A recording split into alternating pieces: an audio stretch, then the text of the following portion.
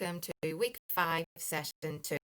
Usually we would be in college, but we're not. And like I mentioned, we do have quite a lot to cover, and we've only got 9 weeks to do it. So we're going to have this little recorded PowerPoint now. It's not a 3-hour lecture, it's just going to be a really short lesson, just to make sure that you're not missing out on any content and to ensure that we are up to date when we go back in the new year. Okay, so today what are we going to look at? We're going to identify fact and opinion, and we're also going to examine the forum task as well, which is something that could come up in your writing exam. So let's get straight into it without further ado. So by the end of today's session, all learners will be able to revise facts, opinion and bias and tell the difference between them. We're also going to be looking at, again, like I said, distinguishing between fact and opinion. We're also going to examine the forum format, so we're going to be able to recognise that format and also fulfil the essential criteria for the forum.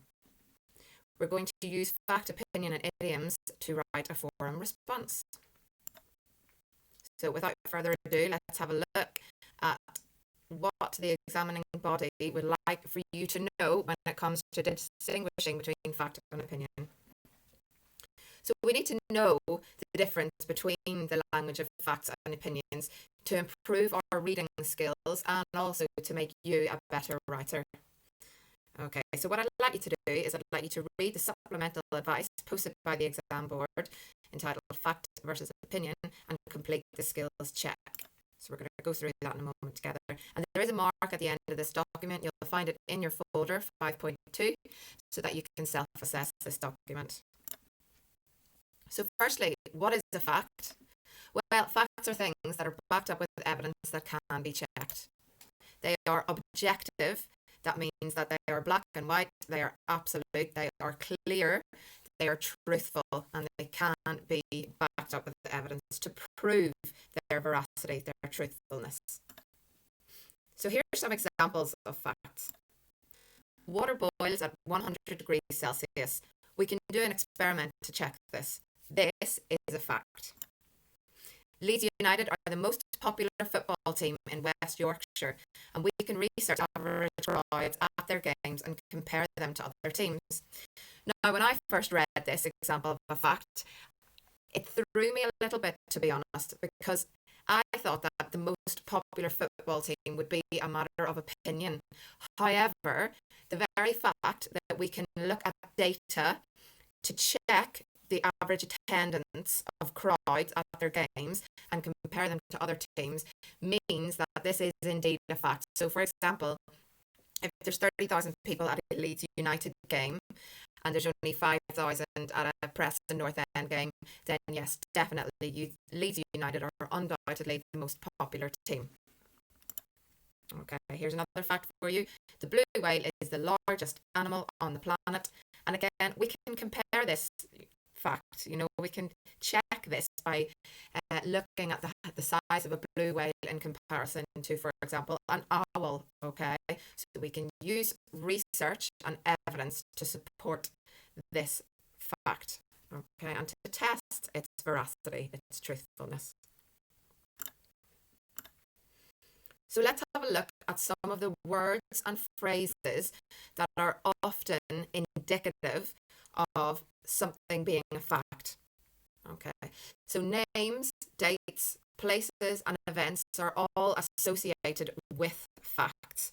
So for example, London is the capital of the UK. We know this, we can check this. So let's have a look at some of the words that are associated with facts.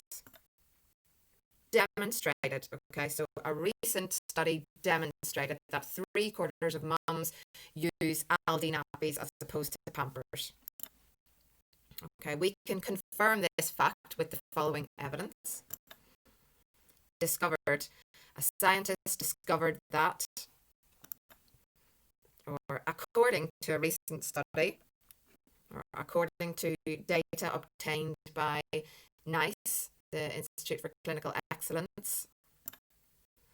Okay, or have to. Okay, so that's kind of a woolly one, but in order to graduate from university, you have to complete 3 years of study. Okay. So, contrasted with facts, we have opinions. So, what is an opinion? An opinion is a point of view or a belief. So, we've looked at this before. It is something that is not based on evidence that can be checked. So, it's somebody's opinion, it's somebody's point of view, it's what they think, okay? And it cannot be checked or verified. So opinions are subjective, and that means that they differ according to who you're listening to, okay? So opinions differ according to who you're talking to and that person's belief systems, their values, their experiences. So the following are examples of opinions. Water is delicious. Well, not everybody agrees with this. That's somebody's opinion. Leeds United are the best football team in England. So here's where I think you can clarify the difference between a fact and an opinion. So if we say they are the most popular football team in England, well, that can be checked. And again, we can use data to check that fact, okay? So the best football team in England, note the presence of the superlative here, okay? So they are the best football team in agreement in England. Well, whose opinion is this? You know, according to whom? Because I don't think that somebody who lives in London and supports Tottenham Hotspurs is going to agree with this statement. So this is somebody's opinion, okay? So many people might disagree with this. Whales should not be hunted. Again, many people may disagree with us.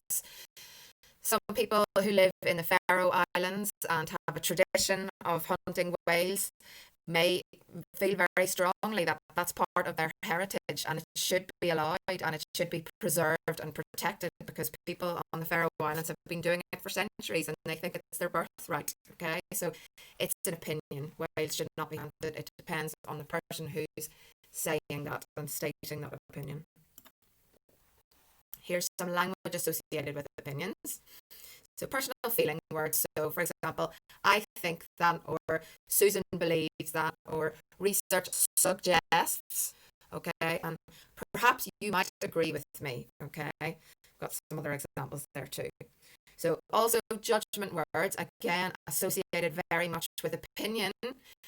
And when we go into the realms of bias, we're looking at the superlatives, so the exaggerated versions of these words, okay? So words like good, bad, best, worst, most, least, you know, and here we are now going into the realms of the superlatives, so fantastic, awful, you know, that's when we need to start then picking apart what is opinion and what is bias, okay? But for now, we're just looking at opinion. So often these words are used in a text to show opinions, and you've got some other examples there at the bottom as well. Okay, so have a go. Like I mentioned before, you've got this folder. You've got this file in your folder. It's called 5.2 Facts versus Opinion PDF. And some of you might recognize the text that is there because you will have done it in one of your reading exams, okay? But the questions are slightly different. So you might want to pause the video at this point and have a go at that. Right, so we're now going to look at what is a discussion forum. Okay, so I've got a little picture on the right hand side here of what a forum looks like. Okay, so those of you who are familiar with that will recognize the particular format that takes.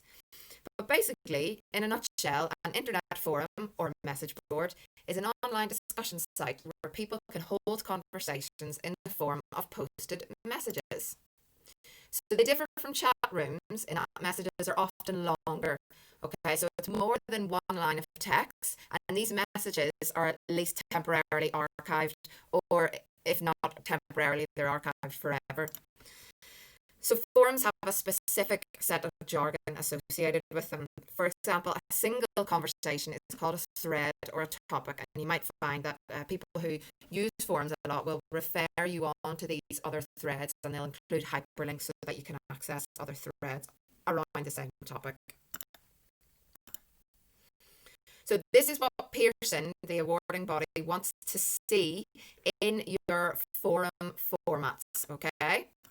They want you to recognize that the purpose of the online feedback form or the forum is to give a detailed opinion or to make a complaint. Okay, so you're going to be talking about an experience you've had, an item that you've purchased, and your opinion of this item or this experience. Okay, so the format features, this is what they may provide. Boxes might be provided for the candidate to write their name and email address in. And again, if it's there in the question and they're asking you to provide that information, make sure that you do.